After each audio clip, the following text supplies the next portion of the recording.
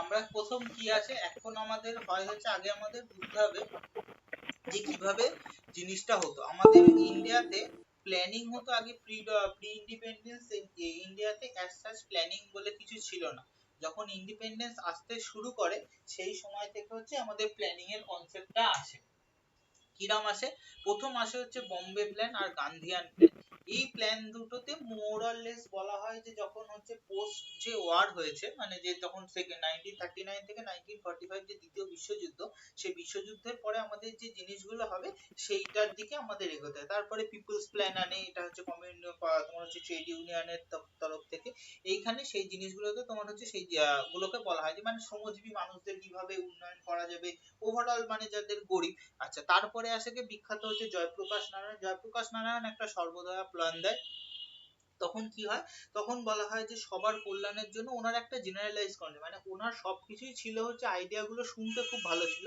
But idea গুলো is very difficult to execute যেমন ওনার কনসেপ্ট ছিল হচ্ছে partyless democracy is literally impossible party না থাকলে আমরা কাকে নির্বাচনে জয়ী করব আর সে কাজ বা কি করবে তার তার মানে দায়িত্ব বা রেসপন্সিবিলিটি বা যেটা বলে হচ্ছে কার এগেইনস্টে থাকবে ওই জন্য পার্টিলেস ডেমোক্রেসি কনসেপ্টটা ভুল সেম ভাবে ওনার সর্বদয়া প্ল্যান কনসেপ্টটাও হচ্ছে ভুল এরপরে আসে হচ্ছে প্ল্যানিং কমিশন এই প্ল্যানিং কমিশনটা কি করে প্ল্যানিং কমিশনের কাজ হচ্ছে তোমার এরা হচ্ছে যে আমাদের ভারতবর্ষে যে আগামী 5 বছর করে করে প্রথম ভাবা হয় যে 5 বছর করে করে আমাদের দেশের কি কি হবে মানে আমাদের আমরা কোন দিকটার প্রতি বেশি ফোকাস করব সেটাতে আমরা কোথায় বেশি কত অর্থ দেব আমাদের টার্গেট কত থাকবে আমরা কতটা অ্যাচিভ করতে পারবো সেইটা নিয়ে আমরা জিনিসগুলো হচ্ছে করা হয় প্রথমেই এটা কি করে এটা প্ল্যানিং কমিশন কত সালে এস্টাবলিশ হয় 1950 সালের মার্চ মাসে এস্টাবলিশ হয় চেয়ারম্যান কে ছিলেন চেয়ারম্যান ছিলেন হচ্ছে প্রাইম মিনিস্টার তখন ছিল হচ্ছে জওহরলাল নেহেরু আচ্ছা তা এটার এই কনসেপ্ট কোথা থেকে নেওয়া হয়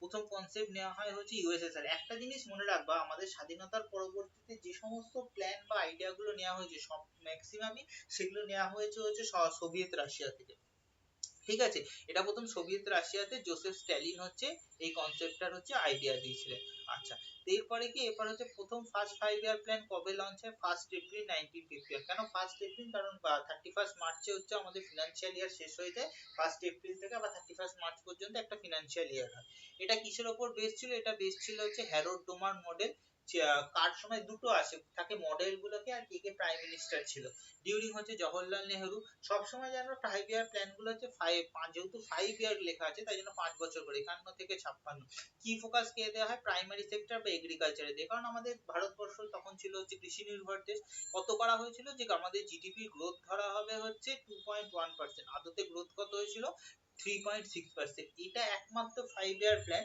যেটাতে হচ্ছে যে আমরা যা জিডিপি গ্রোথ এক্সপেক্ট করেছিলাম টার্গেট করেছিলাম তার থেকে বেশি হচ্ছে অ্যাচিভ করতে পেরেছিলাম স্বাভাবিক ব্যাপার প্রথমবার আমরা করছি আমরা জানিও না যে কতটা কি হতে পারে ওই জন্য আমরা কম করে ধরেছিলাম বলে বেশি অ্যাচিভ করতে পেরেছি দেয় হচ্ছে 5 ইয়ার প্ল্যানে কোনটার সময় কি হয়েছিল দেখো কি কি তিনটে ইম্পর্টেন্ট ড্যাম ভাকরানাঙ্গাল ড্যাম হয়েছিল সতলেজ রিভারের উপর হীরাকুদ ড্যাম হয়েছিল মহানদীর উপর আর ভাকরা হচ্ছে এখানে কতগুলো স্ট্র্যাটেজিকে পয়েন্ট করে দিই ভাকরা হচ্ছে হাইয়েস্ট গ্র্যাভিটি ড্যাম হীরাকুদ হচ্ছে সবচেয়ে তোমার লংগেস্ট ড্যাম ঠিক আছে মহানদীর উপরে প্রায় 4.8 কিলোমিটার লম্বা ড্যাম নাগার্জুনা সাগর ড্যাম হচ্ছে কৃষ্ণা নদীর উপর আচ্ছা কি হয়েছিল পাঁচটা হচ্ছে আইআইটি তৈরি করা হয়েছিল আচ্ছা সেকেন্ড 5 ইয়ার প্ল্যান কি সেকেন্ড 5 ইয়ার প্ল্যান হচ্ছে পিসি মহালানবিস ছিলেন আমাদের যে স্ট্যাটিস্টিক্স এর কনসেপ্ট এই যে ডেটা পয়েন্ট নিয়ে মহানদীটা হীরাকুদ ড্যামটা মহানদীতে হ্যাঁ হীরাকুদ ড্যাম এই তো লেখাই তো আছে মহানদীর উপরেই তো লেখা আছে কোথায় লেখা আছে হীরাকুদ ড্যাম এখানে লেখা নেই আচ্ছা ঠিক আছে ওটা সেটা এটা পাঠিয়ে দেবো চেক করে নেবে আচ্ছা সেকেন্ড 5 ইয়ার প্ল্যান কি হয় সেকেন্ড 5 ইয়ার প্ল্যান পিসি মহালানবিস ছিলেন উনি স্ট্যাটিস্টিক্স এর ডেটা পয়েন্ট এটাও সেই সময়ও জওহরলাল নেহেরু আগেরটা ছিল 51 থেকে 56 এটা হচ্ছে 56 থেকে 61 কোথায় কিসের উপর দেওয়া হয় এখানে কি ফোকাস দেওয়া হয় পাবলিক সেক্টরের থেকেও দেওয়া হয় হচ্ছে ইন্ডাস্ট্রির উপর প্রথমটায় দেওয়া হয়েছিল এগ্রিকালচার এটাতে দেওয়া হয়েছিল ইন্ডাস্ট্রি তাহলে পরেরটাতে দেওয়া হবে কি পরেরটাতে দেওয়া হবে হচ্ছে দুটোর উপর কম্বাইন্ডে বোর্ড এটাতে ছিল 4.27 4.5 আচ্ছা র‍্যাপিড ইন্ডাস্ট্রিয়ালাইজেশন কি ছিল এইখানে ইম্পর্টেন্ট হচ্ছে তোমার প্রচুর ইন্ডাস্ট্রি তৈরি করা হয়েছিল আইপিআর মানে হচ্ছে ইন্ডাস্ট্রিয়াল পলিসি তোমার হচ্ছে রেগুলেশন ঠিক আছে তোমার কি হয়েছিল রাউরকেল্লা তৈরি হয়েছিল দেয় হচ্ছে কোন স্টিল প্ল্যান্ট কার সহযোগিতায় কোন দেশের সহযোগিতায় তৈরি করা হয়েছিল ঠিক আছে রাউরকেল্লা স্টিল প্ল্যান্ট তৈরি করা হয়েছিল জার্মানির সহযোগিতায়, দুর্গাপুর স্টিল প্ল্যান্ট তৈরি করা হয়েছিল তোমার হচ্ছে ইউকের সহযোগিতায়। এনটিপিসি তে দিয়েছিলাম। হ্যাঁ ওটা দেবে দেওয়ার জিনিসই তো পড়াচ্ছি, যে জিনিস দিতে পারে বা যে জিনিস দেবে বলেই তো পড়াচ্ছি। তারপর হচ্ছে ভিলাই স্টিল প্ল্যান্ট তৈরি করা হয়েছিল তোমার ছত্তিশগড়ে, ইউএসএসআর মানে হচ্ছে রাশিয়া। এটা হলো থার্ড ফর্মুলা। কি থার্ড ফর্মুলা হয় হচ্ছে তোমার গ্যাটগিল ফর্মুলা। এই সময় হচ্ছে জওহরলাল নেহরুর শেষ দিকে আর লাল বাহাদুর শাস্ত্রী তো 1.5 বছর পর্যন্ত ছিলেন প্রাইম মিনিস্টার, তার সময় হয়। আগেরটা ছিল প্রথমটা 51 থেকে 56, 56 থেকে 61, 61 থেকে 66 পর্যন্ত হয়। এটা কি করা হয়, সেলফ রিলায়েন্ট ও সেলফ রিজেনারেটিং এনিমি মানে ইকোনমি। তার মানে কি, আমরা তো ইন্ডাস্ট্রির উপরে জোর দিলাম, এগ্রিকালচারের উপর জোর দিলাম, এবার আমরা কি করব, এবার আমরা হচ্ছে তোমার নিজেদের উপর, এই যাতে এগ্রিকালচার আর ইন্ডাস্ট্রির উপর আমরা নিজেরা সেলফ রিলায়েন্ট মানে যাতে আত্মনির্ভর হতে পারি, সেইটার উপরে জোর দেওয়া হয়। কিন্তু এটা হচ্ছে মেজারেবলি ফেল করে। তার কারণ কি, 62 হচ্ছে ইন্দো চায়না যুদ্ধ, আর 65 হচ্ছে ইন্দো পাক যুদ্ধ। যুদ্ধের সময় সবচেয়ে বেশি হচ্ছে ইয়ে করা হয় তোমার হচ্ছে মানে হচ্ছে খরচা করা হয়, যার জন্য প্ল্যান গুলো সাকসেসফুল হতে পারেনি। এটাতে কি করা হয়েছিল, এফসিআই করা হয়েছিল, মানে ফুড কর্পোরেশন অফ ইন্ডিয়া। কারণ কি এই সময় খাদ্যের সংকট দেখা দিয়েছিল। ঠিক আছে, তোমার হচ্ছে কি পিএল 480 এমন একটা গম দিয়েছিল আমেরিকা, সেই গমের মধ্যে তোমার হচ্ছে সেই গম হচ্ছে তোমার হচ্ছে সেই ইয়েতেও খায় না, মানে হচ্ছে গরুতেও খায় না, সেই গম আমাদেরকে দিয়েছিল। ঠিক আছে, আর দেখবা ট্রেন লাইনের পাশে পাশে পার্থেনিয়াম গাছ কেন হয়, সেই গমগুলো এসেছিল, সেই গমের মধ্যে আমেরিকা পার্থেনিয়ামের বীজ লুকিয়ে দিয়েছিল। তাই জন্য সেই গমগুলো যখন তোমার রেল লাইনের পাশ দিয়ে পড়তে পড়তে এসছে, ওই জন্য রেল লাইনের পাশে সেই এখনো পার্থেনিয়ামের বীজ আছে, পার্থেনিয়াম গাছ দেখা যায়। বোঝা গেল কেন পার্থেনিয়াম গাছ দেখা যায় রেল লাইনের পাশে। তুমি জন্মেরই এখনো। হ্যাঁ, তারপর হচ্ছে সিএসিপি মানে এখন যে আমাদের হচ্ছে ওই যে তোমার ধানের সহায়ক মূল্য বা এমএসপি মিনিমাম সেলিং প্রাইস, এই সেটা তৈরি করে এই হচ্ছে সিএসিপি মানে হচ্ছে commissioner agricultural control consumer and price, মানে কোথায় কোনটার কত এমএসপি হবে সেটা হচ্ছে এরা ঠিক করে। আইডিবিআই হচ্ছে ইন্ডাস্ট্রিয়াল ব্যাংক অফ ইন্ডিয়া তৈরি হয়। ইউটিআই হচ্ছে যে প্রথম আর কি তোমার ইউটিআই হচ্ছে mutual fund one type of জিনিসটা তৈরি হয়। আচ্ছা, এরপরে কি করা হয়, টানা 3টে 5 ইয়ার প্ল্যান করার পর প্ল্যান হলিডে মানে কি 1966 থেকে 69 এই 3 বছর ঠিক করা হয় যে কোনো প্ল্যান এক্স্যাক্টলি করা হবে না, এই 3টে বছরে আমরা হচ্ছে অ্যাসেসমেন্ট করব প্রত্যেক বছর বছর। অ্যানুয়াল প্ল্যান মানে কি, অ্যানুয়াল মানে কি প্রত্যেক ইয়ারলি আমরা ক্যালকুলেট করব যে আমরা যে প্ল্যান গুলো করলাম সেই প্ল্যান গুলো কতটা সাকসেসফুল হলো। এরপরে আসবে হচ্ছে ফোর্থ 5 ইয়ার প্ল্যান থেকে গান্ধীজি। ঠিক আছে, এখানে কি গ্যাটগিল ফর্মুলা, এখানে কি করা হয়, উনি ফোকাস করেন হচ্ছে গ্রোথ হবে বাট গ্রোথটা যেন স্টেবল থাকে 69 থেকে 74। প্রোগ্রেসিভ অ্যাচিভমেন্ট, এই সময় ফ্যামিলি প্ল্যানিং করা হয়। ফ্যামিলি প্ল্যানিং মানে কি, যে আগেকার দিনে কি ছিল, একজনের 10টা 12টা বাচ্চা, সেইটার থেকে বুঝতে পেরেছিল যে এইভাবে যদি হয় জনবিস্ফোরণ হলে দেশকে রক্ষা করা মুশকিল এবং দেশের হচ্ছে ইয়ে হবে। এক এক সেকেন্ড ধরো তো। হ্যাঁ, কি হয়েছে? হ্যাঁ, আচ্ছা, করেই নিয়ে ফোন করছি। তোমার হচ্ছে কি বলে জানো, আর হচ্ছে আন্ডারগ্রাউন্ড নিউক্লিয়ার প্রথম টেস্ট করা হয় স্মাইলিং বুদ্ধা। ভারত আস্তে আস্তে নিউক্লিয়ার ক্যাপেবলের দিকে যায়। এই সময় প্রথমবার প্ল্যান করা হয়েছিল যে ওয়ান টাইপ অফ ফেলিয়ার, তার কারণ হচ্ছে 71-এর বা মানে এই যে ইন্দো পাক ওয়ার, এই কথাটা ভুল, এটা হচ্ছে Indo Pak undeclared war in the awake of Bangladesh. ঠিক আছে, ভারত কিন্তু ডিরেক্ট পাকিস্তানের সাথে প্রথমে যুদ্ধে যায়নি, ভারত প্রথম বাংলাদেশের মুক্তি বাহিনীকে সাপোর্ট করেছিল। তারপরে যখন পাকিস্তান সেইটার উস্কানিটা দিয়ে ভারতবর্ষের 6টা এয়ার আর কি ডোমে অ্যাটাক করে, তখন হচ্ছে পাকিস্তানের এগেইনস্টে ভারত হচ্ছে ডাবল ফ্রন্ট ওয়ার হচ্ছে খুলে দেয়। ঠিক আছে, এই জন্য এটাকে বলা হয়। আচ্ছা, এরপরে কি ফিফথ 5 ইয়ার প্ল্যান। এরপর হচ্ছে 70, দেখো টাইমিংটা দেখো 74 থেকে 78। দেখো ফিফথ 5 ইয়ার প্ল্যানে 74 থেকে 78, 74 থেকে 78 পর্যন্ত কি পুরো গান্ধীজি ছিল? পুরো গান্ধীজি এই পুরো মানে ইন্দিরা গান্ধী কি ছিলেন? ইন্দিরা গান্ধী ছিলেন না, তার মাঝখানে হচ্ছে মোরারজি দেশাই আছে 1976 সালের ইয়ে হওয়ার পর। ঠিক আছে, তাই এর প্ল্যানিংটা প্রথমে বলা হয় 74 থেকে 78, অ্যাকচুয়ালি হয় 74 থেকে 76, আর অফিশিয়ালি 74 থেকে 78। প্রথম এই যে গরিবি হটাও ফিফথ 5 ইয়ার প্ল্যান, এটা ম্যাক্সিমাম পরীক্ষায় হচ্ছে আসে। ঠিক আছে, মিনিমাম নিড প্রোগ্রাম এমএনপি আছে। আরআরবি মানে রিজিওনাল যে রুরাল ব্যাংক গুলো, সেই ব্যাংক গুলো হচ্ছে এই সময় হচ্ছে এস্টাবলিশ করা হয়। দেখো কেন বললাম, দেখো 78 থেকে 80 তে জনতা গভর্নমেন্ট আসে, এই সময় হচ্ছে মোরারজি দেশাইয়ের গভর্নমেন্ট আসে। কি করা হয়, সেই রোলিং প্ল্যান করা হয়, মানে প্রত্যেক বছর বছর ওরা এই প্ল্যান গুলোর দিকে আসে। ফিফথ 5 ইয়ার প্ল্যান হয়ে গেল। এরপর হচ্ছে আবার 6th 5 ইয়ার প্ল্যান। 80 সালে আবার ইন্দিরা গান্ধী ফিরে আসে জনতা গভর্নমেন্টকে হারিয়ে। ঠিক আছে, কি করা হয়, প্রথম করা হয় ন্যাশনাল ইনকামের উপর ফোকাস দেওয়া হয়। তারপরে যে টেকনোলজির দিকে যে আমাদের এগোনো দরকার, না হলে যে আমরা পিছিয়ে যাব, এইটা প্রথম ভাবা হয় হচ্ছে সেই সময় ভাবে। মডার্নাইজেশন কি, decrease in poverty and unemployment, more or less successful. কেন করা হয়, এই সময় হচ্ছে নাবার্ড করা হয়। নাবার্ড কি করে, নাবার্ড না করলে ইন্দিরা গান্ধী বুঝতে পেরেছিলেন কৃষকদের হাতে যদি ডিরেক্ট টাকা বা বীজ না দেওয়া হয়, তাহলে প্রচুর সরকার টাকা দিয়েও আদতে কোনো লাভ করতে পারবে না, মানে কৃষকের হাতে টাকাটা পৌঁছাবে না। তাই জন্য ডিরেক্ট টাকাটা পৌঁছানোর জন্য তোমার এই জিনিসটা করা হয়। তারপরে কি, যাদের নাবার্ডটা একবার বুঝিয়ে দেওয়া যাবে? নাবার্ড, হ্যাঁ, ন্যাশনাল নাবার্ড মানে কি, নাবার্ড হচ্ছে আমাদের যত, তোমার বলে দিচ্ছি, নাবার্ড হচ্ছে তোমার আমাদের দেশে যত এগ্রিকালচারাল রিলেটেড যত লোন বা তোমার হচ্ছে ধান কেনার জন্য যা অর্থ বা এগ্রিকালচারের যা সমস্ত ফিনান্সিয়াল গুলো কাজগুলো কন্ট্রোল করে হচ্ছে নাবার্ড। মানে কি, নাবার্ডই সবকিছু করে। তো ইন্দিরা গান্ধী বুঝতে পেরেছিল যে আমরা যতই খরচা করি এই স্কিম ওই স্কিম তাই স্কিম করে, যতক্ষণ না কৃষক বা চাষির হাতে ডিরেক্ট টাকাটা পৌঁছাচ্ছে বা ডিরেক্ট বীজ কেনার টাকাটা আমরা পৌঁছাচ্ছি, ততক্ষণ সেই মানে তোমার হচ্ছে সেই মহাজনের কাছে টাকাটা থাকলে কোনো কাজের কাজ হবে না। তাই জন্য উনি কি করলেন, নাবার্ডটাকে তৈরি করলেন। নাবার্ডে কি করলো, ডিরেক্ট হচ্ছে কৃষকদের লোন দিল, কৃষকদের বীজ দিল বা বীজ কেনার অর্থ দিল, যাতে কি হলো, ডিরেক্ট হচ্ছে টাকাটা গেল। আরেকটা কি করা হয়, ট্রাইসেম করা হয়, আর হচ্ছে আইআরডিপি করা হয়। আইআরডিপি মানে হচ্ছে ইন্টিগ্রেটেড রুরাল ডেভেলপমেন্ট প্রোগ্রাম, মানে জমিটাকে কিভাবে উন্নত করা যায় বা একটা টোটাল রুরাল অঞ্চলে চাষাবাদ ছাড়াও সেখানে স্কিল ট্রেনিং দিয়ে কিভাবে তাদের হচ্ছে ইমপ্লিমেন্ট করা যায়, সেই জিনিসগুলো করা হয়। এবার কি দেখো, landless labour employment guarantee act programme, মানে কি, এটা অনেকটা এখনকার দিনে যেমন 100 দিনের কাজ, এটা হচ্ছে তার হচ্ছে প্রিফেস। ঠিক আছে, মানে যেসব যাদের আর কি বাড়ি ঘর নেই, মানে ভূমিহীন কৃষকদের যাতে জমি দিয়ে তাদেরকে বাড়ি দিয়ে তারা চাষের মধ্যে ফিরে, মোরাললেস। দেখো, আমাদের ইকোনমিতে এতদিন আমরা কি বুঝতে পেরেছি, ইকোনমিতে হচ্ছে যতক্ষণ না প্রত্যেকটা পিপল ইকোনমিক অ্যাক্টিভিটিতে থাকবে, তত হচ্ছে টাকাটার হচ্ছে তোমার রোলিং হবে। যত টাকাটা রুলিং হবে, সেইখান থেকে টাকাটা যত বাজারে খাটবে, সরকার টু সাম এক্সটেন্ট সেখান থেকে ট্যাক্স বসিয়ে টাকাটা আনতে পারবে, সেইখান থেকে কিছু টাকা সাবসিডি দিতে পারবে, কিছু টাকা হচ্ছে সরকার আবার খরচা করতে পারবে। এইটা করার জন্য এই কাজগুলো করা হয়।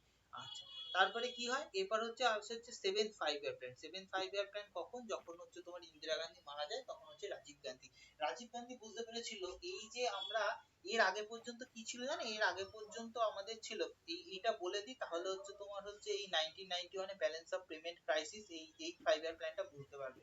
তখন কি করতো, ধরো কোনো একটা বাইরের কোম্পানি, ধরো আমি সহজ উদাহরণ দিচ্ছি, যে মোবাইলও তৈরি করতো, ধরো সরকার মোবাইল তৈরি করছে একটা নির্দিষ্ট স্পেসিফিকেশন দিয়ে।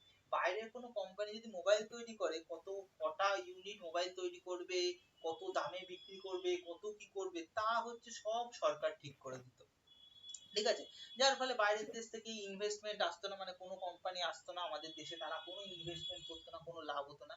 গান্ধীজি বুঝতে পারি, তোমার রাজীব গান্ধী বুঝতে পেরেছিলেন যে এইটা হলে খুব প্রবলেম হবে, আমাদের কোনো না কোনো ভাবে হচ্ছে বাইরের দেশের জন্য দরজা খুলতে হবে। এইখানেই হচ্ছে যার জন্য আমাদের গ্রোথটা এত কম হয়। হিন্দু রেট অফ গ্রোথ, মানে কনসেপ্ট হচ্ছে আমাদের হিন্দুদের যে পপুলেশনের গ্রোথটা, সেটা তুলনামূলক খুব কম। আর এই যে ইকোনমিক স্লোডাউন দেখা যায় 1960 থেকে 80 সাল পর্যন্ত, মানে বারবার হচ্ছে ইন্দো চায়না যুদ্ধ, ইন্দো পাকিস্তান যুদ্ধ, 65 1971 ইন্দো পাকিস্তান যুদ্ধে, একক বাংলাদেশের জন্য, তাতে কি হয়, ইকোনমিক গ্রোথটা খুব কম হয়। তাই জন্য এটাকে বলা হয় হিন্দু রেট অফ গ্রোথ। উনি কি করেন, উনি করেন যে হচ্ছে ফুড গ্রেনের প্রোডাকশন কমে, মানে সরি বাড়ান। কেন বাড়ান, তাহলে বুঝতে, যে কোনো অবস্থাতে আমাদের যদি বাইরের দেশ থেকে ধান গম কিনতে হয়, তাহলে আমাদের দেশের তো অর্থ খরচা হয়ে যাবে, সেইটাতে যদি আমরা সেলফ রিলায়েন্ট হতে পারি, তাহলে আমরা অনেকটা ওভারকাম করতে পারবো। Employment opportunities to be guaranteed, মানে প্রত্যেক লোকের হাতে কাজ দিয়েছিল। কেনই বুঝতে পারছো, কাজ দিলে তবে হচ্ছে ইকোনমিক যে চাকাটা ঘুরবে, মানিটা সার্কুলেশন হবে, রেগুলেট থাকবে। প্রোডাক্টিভিটি, মানে যাতে হচ্ছে মানুষ হচ্ছে কিছু প্রোডাক্টিভ কাজ করতে পারে, যাতে সেখানে সে ইকোনমিতে কোনো অর্থটাকে সে জেনারেট করতে পারে।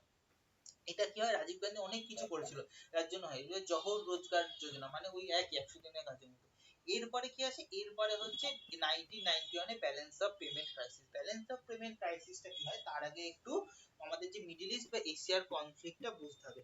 এই সময় কি হয়, এই সময় হয় হচ্ছে তোমার ইরাক, তোমার হচ্ছে আমেরিকা হচ্ছে ইরাক ইরান যুদ্ধ লেগে যায়। ইরাক ইরান যুদ্ধ লাগার জন্য আমেরিকা হচ্ছে ইরাকের উপরে ইয়ে করে দেয়, যার ফলে কি হয়, যার ফলে হচ্ছে ভারতের কাছে তোমার হচ্ছে মাত্র 13 দিনের তেল রিজার্ভ ছিল, মানে হচ্ছে জ্বালানি রিজার্ভ ছিল, এবং আস্তে আস্তে কি হয় প্রচুর পরিমাণে মূল্য বৃদ্ধি তৈরি হয়। ব্যালেন্স অফ পেমেন্ট মানে কি, ব্যালেন্স অফ পেমেন্ট মানে হচ্ছে ভারত সরকারের হাতে খালি 13 দিনের তেল কেনার মতো হাতে অর্থ ছিল, মানে ডলার ছিল, এবং এটা একটা ক্রাইসিস তৈরি হচ্ছে।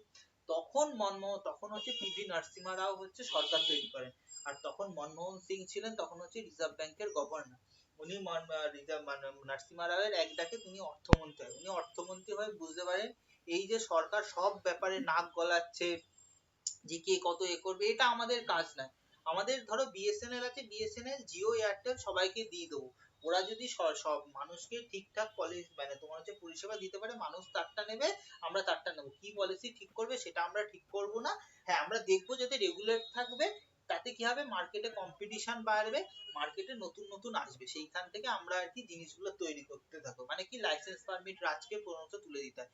এইটাকে বলা হয় লিবারাইজেশন, প্রাইভেটাইজেশন, গ্লোবালাইজেশন। লিবারাইজেশন মানে কি, লিবারাল মানে কি ওপেন বা হচ্ছে উন্মুক্ত, মানে বাইরের দেশের জন্য আমি প্রেজেন্ট, মানে ধরো আমার একটা জমি আছে, সেখানে আমি একাই চাষ করছি না, আমি একা কেন চাষ করব, আমি আরো 10 জনকে ভাগ করে দিলাম, আমি সবাইকে নিলাম করে দিলাম, যে বেশি দাম দিয়ে নিল আমি বলবো দেখো ভাই তুমি চাষ করে কি করবে না করবে আমার দেখে লাভ নেই, আমি তুমি আমার থেকে এত টাকাতে নিয়েছো, আমি এই টাকাটা আমাকে তুমি দিয়ে দাও। সে এবার সে লাভ করলে লাভ করলো, আমি তার থেকে কিছু ট্যাক্স বসালাম, যদি লস করলো সে গেল।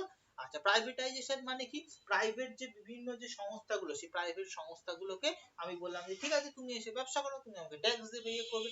গ্লোবালাইজেশন মানে কি, আমার মানে যে তোমার ধরো যে নিজস্ব সংস্থা, সে বাইরের থেকেও লোক হায়ার করতে পারে, বা আমার লোকও বাইরে গিয়ে কাজ করতে পারে। এইটাকেই বলা হয় যে এলপিজি তোমার হচ্ছে প্রভিশন, মানে কি দেখবা হচ্ছে এলপিজি ইনোভেশন বলে, এটাকেই বলা হয়েছে লিবারাইজেশন, প্রাইভেটাইজেশন, গ্লোবালাইজেশন। এই কাজগুলো করেছিলেন ইয়েতে। কি করা হয় এ দেখো, কি করে ইকোনমিক এন্ড হচ্ছে ফিসকাল রিফর্ম। ফিসকাল মানে কি, ফিসকাল মানে হচ্ছে বাজেট সংক্রান্ত জিনিসকে বলা হয় হচ্ছে ফিসকাল রিফর্ম। এই রিফর্মস গুলো উনি হচ্ছে করেছিলেন। কি করেছিলেন, share of the public sector decline, licence permit, মানে সব কিছুতে কেন সরকার তৈরি করবে, একটা মোবাইল একটা ইন্ডাস্ট্রি জিনিস সরকার কেন তৈরি, বাইরের থেকে এসে কেউ তৈরি করবে, আমার ভালো লাগলে লোকে নেবে, না লাগলে নেবে না। ওই জন্য মানে তোমার হচ্ছে নরসিমহা রাও আর হচ্ছে যে ভারতবর্ষের ইকোনমিকে বাঁচাতে তোমার হচ্ছে মনমোহন সিং এর বিশাল বড় অবদান ছিল। হলো, এরপরে কি 9-5 ইয়ার প্ল্যান, এরপরে অটল বিহারী বাজপেয়ী আসে। অটল বিহারী বাজপেয়ী এসে কি করেন, উনি হচ্ছে 2002 সাল পর্যন্ত প্রথম হচ্ছে 5 বছরের সরকার চালান। উনি হচ্ছে কি উনি মোরাললেস এই জিনিসটাকে হচ্ছে স্টেবল রেখেছিলেন। তারপরে কি এরপরে আসে হচ্ছে 10-5 ইয়ার প্ল্যান, এটা হচ্ছে দু বছর 2002 থেকে 2004 সাল পর্যন্ত অটল বিহারী বাজপেয়ী থাকে, আর তারপরে প্রথম হচ্ছে ইউপি 1 2004 থেকে 2007 সাল পর্যন্ত মনমোহন সিং সরকার চালান। এটাতে কি ধরা হয়, এটাতে করা হয় হচ্ছে যে আমাদের যে নতুন হর্টিকালচার, মানে হচ্ছে আমাদের যে নতুন এই তোমার এই মানে মধু টধু এগুলো যে আমরা এক্সপোর্ট করে যে লাভ করতে পারি সেইটা করা হয়। তারপর হচ্ছে যে এই যে ইরিগেশন, ইরিগেশনে কি করা হয়, ইরিগেশনে বলা হয় যে এই যে সমস্ত ক্যানেল থেকে জল ছেড়ে ছেড়ে সবাইকে জল দিচ্ছে, এইভাবে সব সময় করা সম্ভব নয়। ছোট ছোট ইরিগেশন স্কিম করে দাও, যে কি এখানে একে সোলার প্ল্যান্ট বসিয়ে দাও, এর যতটা জল দরকার সে দেবে, সেখানে আমরা সরকার থেকে সাবসিডি দেবো। তাতে কি হবে, আমার জলের চাহিদার জন্য চাষটাও মার খেলো না, আমার আস্তে আস্তে জিনিসটাও হলো। এই জিনিসটা করা হয়। তারপরে আবার 12-5 ইয়ার প্ল্যান, মানে হচ্ছে ইউপিএ গভর্নমেন্ট 2। ঠিক আছে, ইউপিএ গভর্নমেন্ট 2 টা পুরোটা চলেনি, 12 থেকে 14 পর্যন্ত, কারণ 15 থেকে তো আবার চেঞ্জ হয়েই যায়। ঠিক আছে, এতে কি হয়, এতে তোমার দেয়া হয় সরি 11 তে হয় হচ্ছে 2007 থেকে বড় সরি ইউপিএ 2 এইখানটা। এখানে কি হয়, এখানে আস্তে আস্তে দেওয়া হয় যে গ্রোথ তো আমাদের সব স্ট্র্যাটেজি ঠিক আছে, আমাদের আস্তে আস্তে গ্রোথটা আরো বেশি হতে হবে।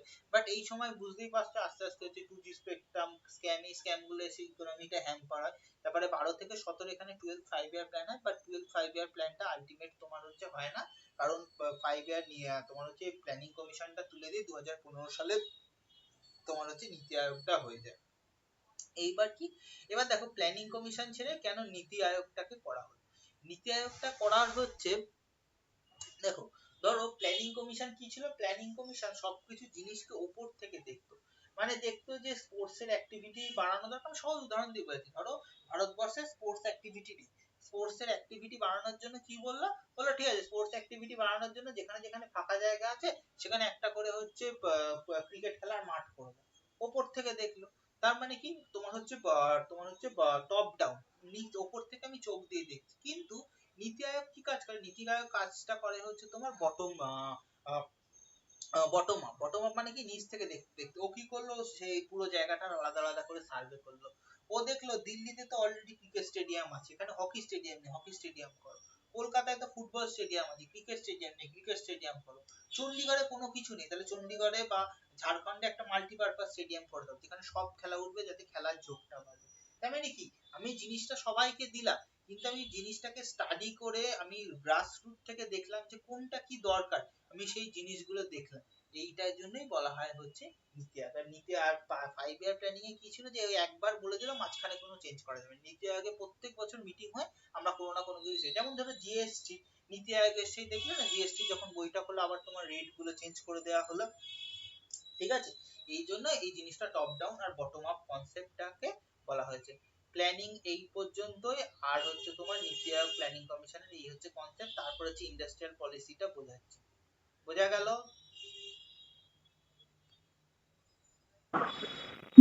বুঝতে পেরেছি। ভালো লেগেছে? এই জায়গাটা মোরালেস একটু আর কি তোমার গল্পের মতো, ঠিক আছে। হুম,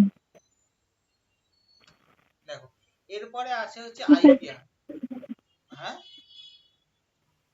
কি আছে? এই জায়গাটা হচ্ছে মোরালেস হচ্ছে তোমার গল্পের মতো, ঠিক আছে। আচ্ছা, আইপিআর মানে কি? বুঝতে পেরেছি কোন জায়গাটা। এই এই তোমার প্ল্যানিং। পভার্টিটা। হ্যাঁ হ্যাঁ, প্ল্যানিংটা হচ্ছে মোরালেস গল্পের মতো। দেখো, এরপরে বলেছে আইপিআর। আইপিআর মানে কি, ইন্ডাস্ট্রিয়াল পলিসি রেগুলেশন। ধরো একটা সরকারের শিল্পনীতি কিরকম হবে, কার উপর কে সরকার ট্যাক্স দেবে, কোন ধরনের প্রোডাক্ট একমাত্র সরকার তৈরি করবে, আর কেউ কিছু করবে না, সেইটাকে যে পলিসিটা মানে তৈরি হয়, সেটাকেই বলা হয় হচ্ছে ইন্ডাস্ট্রিয়াল মানে শিল্পনীতি। প্রথম শিল্পনীতি কি দেশ স্বাধীন হয়েছে 1948 সালে। প্রথম হচ্ছে শ্যামাপ্রসাদ মুখার্জি। উনি কি করেন, প্রথম বুঝতেই এটা পারছো। তো নেই। হ্যাঁ, এটা তো নেই। এটা নেই, আচ্ছা ঠিক আছে, এখানে দেখো আমি পিডিএফটা পাঠিয়ে দেবো, লিখে নাও। ইন্ডাস্ট্রিয়াল পলিসিতে উনি কি করেন, উনি ঠিক করেন যে এই মেইনলি জিনিসটা থাকবে হচ্ছে সরকারের হাতে। অ্যাটমিক এনার্জি লাইসেন্স আর কোন অ্যাটমিক এনার্জি রেলওয়ে, এই জিনিসগুলো সরকার হাতে তৈরি করবে। এবং হচ্ছে কোনো কিছু করতে হলে সরকারের থেকে লাইসেন্স রাখবে। এর থেকে শুরু হয় হচ্ছে লাইসেন্স পারমিট রাখবে। কি কি করে উনি, ইন্ডাস্ট্রিকে 4টে মোট বড় বড় ক্যাটাগরিতে ভাগ করেন। কি কি ক্যাটাগরিতে করেন? প্রথম হচ্ছে স্ট্র্যাটেজিক ইন্ডাস্ট্রি, মানে পাবলিক সেক্টর, যেমন ধরো তোমার হচ্ছে বিভিন্ন যে পাবলিক সেক্টর এন্টারপ্রাইজেস গুলোতে। তারপরে হচ্ছে বেসিক আর কি ইন্ডাস্ট্রি, মানে স্ট্র্যাটেজিক এর সাথে পাবলিক কাম প্রাইভেট। আচ্ছা, কি ইন্ডাস্ট্রিজ ইম্পর্টেন্ট ইন্ডাস্ট্রি, মানে কন্ট্রোল প্রাইভেট সেক্টর, মানে ধরো তোমার ধরো রেলের চাকা, এটা তৈরি করছে একটা প্রাইভেট কোম্পানি, কিন্তু নামকে বাস্তেই প্রাইভেট কোম্পানি, সার শ্রমিক সবকিছু কন্ট্রোল করা হচ্ছে সরকার থেকে। আর যে আলাদা যে কোঅপারেটিভ গুলো, ধরো হচ্ছে ওই তোমার ট্রেনে দেওয়ার জন্য কম্বল, লেপ, বালিশ, এগুলো করছে হচ্ছে আদার ইন্ডাস্ট্রি গুলো। এরপরে হচ্ছে কি সেকেন্ড আইপিআর। সেকেন্ড আইপিআর কি, ইন্ডাস্ট্রিয়াল, এইটা হচ্ছে ভীষণ ইম্পর্টেন্ট। এইটা করা হয় কি, এইখানে হচ্ছে এটাকে বলা হয় ইকোনমিক কনস্টিটিউশন অফ ইন্ডিয়া, মানে এইটা সরকারের শিল্পনীতি কি হবে সেটাকে পুরো ব্রডলি ভেঙে দেওয়া হয়। কেন ব্রডলি ভেঙে দেওয়া হয়, বুঝতেই পারছো। 51 থেকে 56 পর্যন্ত ছিল হচ্ছে এগ্রিকালচারের উপর ফোকাস। 56 থেকে 61 সেকেন্ড 5 ইয়ার প্ল্যান। তখন সেকেন্ড 5 ইয়ার প্ল্যানিং এ হচ্ছে পুরো জিনিসটার উপর, শিল্পের উপরে জোর দেওয়া, ইন্ডাস্ট্রিকে ডাইভার্সিফাই করে দেওয়া, মানে ভেঙে দেওয়া হয়। ওরকম 4টে ব্রড ভাঙে নেয়। মেন পাবলিক সেক্টরে 17টাকে রাখা হয়, প্রাইভেট পাবলিক সেক্টরে 12টাকে, আর বাকিগুলোতে আলাদা করা হয়। তারপরে কি, থার্ড ইন্ডাস্ট্রিয়াল পলিসি রেজলিউশন। এতে কি করা হয়, 1956 সালে পলিসি করা হয়। মেজর দেওয়া হয় ডিসেন্ট্রালাইজেশন, মানে ধরো একটা কোম্পানি ও রেলের চাকা বানাচ্ছে, ও রেলের অ্যাক্সেল বানাচ্ছে, ও রেলের বগি বানাচ্ছে, ও একাই সব করে যাচ্ছে। এটা দেখছে যে আলটিমেট কাজের কাজ কিছু হচ্ছে না, দরকার নেই ভাই, ওই ইন্ডাস্ট্রিটাকেই 3টে ভাগ করে দেয়, একজন খালি চাকা বানাবে, একজন খালি অ্যাক্সেল বানাবে, একজন খালি বগি বানাবে, মিটে গেল। এটাই হচ্ছে ডিসেন্ট্রালাইজেশন। আচ্ছা, small concept of small scale industry. Small scale industry মানে ঠিক আছে, তুই ভাই একজনকে দরকার নেই, তুই অল্প অল্প ছোট ছোট ছোট ছোট জিনিস করে করে করে বানাবি।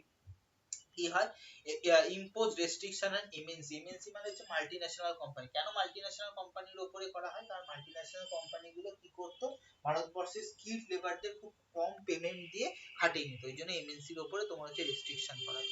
1980 সালে কি করা হয়, 1980 সালে আস্তে আস্তে বাজার খুলছে এফা। এফা মানে কি, ফরেন এক্সচেঞ্জ রেট অ্যাক্ট, মানে হচ্ছে ডলারের যাতে অপব্যবহার না করা হয় সেটা। স্টার্টেড মনোপলিস্টিক ডিস্ট্রিক্ট, এমআরটিপি অ্যাক্ট করা হয়, মানে কোনো একটা জিনিসের ওপর তোমার যাতে কেউ একাই একছত্র রাজত্ব না করতে পারে, সেইটার জন্য তোমার হচ্ছে এমআরটিপি অ্যাক্টটাকে চালু করা হয়। তারপরে কি হয় 91 সাল, আসল যেটা এতক্ষণ বোঝালাম, নিউ ইন্ডাস্ট্রিয়াল পলিসি, এলপিজি বা লিবারালাইজেশন, প্রাইভেটাইজেশন, গ্লোবালাইজেশন। আর এফডিআই সিলিং, এফডিআই সিলিং মানে কি, মানে হচ্ছে ফরেন ডিরেক্ট ইনভেস্টমেন্ট। ধরো আমার একটা কোম্পানি, আমি ভালো গ্রোথ করছি, আমি 10% শেয়ারটা, যেটা তোমার হচ্ছে শার্ক ট্যাঙ্কে হয়, কি করে 10% শেয়ার শার্কদের বেচে দিল। শার্কদের বেচে দিল মানে কি, তারা হচ্ছে কোম্পানিটাকে তোমার হচ্ছে তার সত্যটা মালিকানাটা 10 ভাগ দিয়ে দিল, তার পরিবর্তে কি, তার পরিবর্তে তাকে 100 কোটি টাকা দিল। 100 কোটি টাকা দেওয়ার ফলে তার কোম্পানিটা আরো বড় গ্রোথ করবে। যখন একবারে তোমার, এইবার ধরো কোনো কেউ মানে যেরকম শেয়ার হোল্ডার হ্যাঁ থাকে হ্যাঁ সেই হ্যাঁ সেই কনসেপ্ট। হ্যাঁ হ্যাঁ সেইটাই। ডিসইনভেস্টমেন্ট অফ পাবলিক সেক্টর মানে কি, পাবলিক সেক্টর সবকিছু কেন সরকার কন্ট্রোল করবে, সেটা হচ্ছে ডিসইনভেস্টমেন্ট করে দেওয়া। আর এন্ড অফ লাইসেন্স পারমিট রাজ, মানে লাইসেন্স পারমিট রাজকে তোমার হচ্ছে তুলে দেওয়া হবে। বোঝা গেল? এইটাই হচ্ছে হুম। তোমার ইন্ডাস্ট্রিয়াল পলিসি, এইখানেই হচ্ছে ইকোনমিক্স তোমার হচ্ছে শেষ হলো।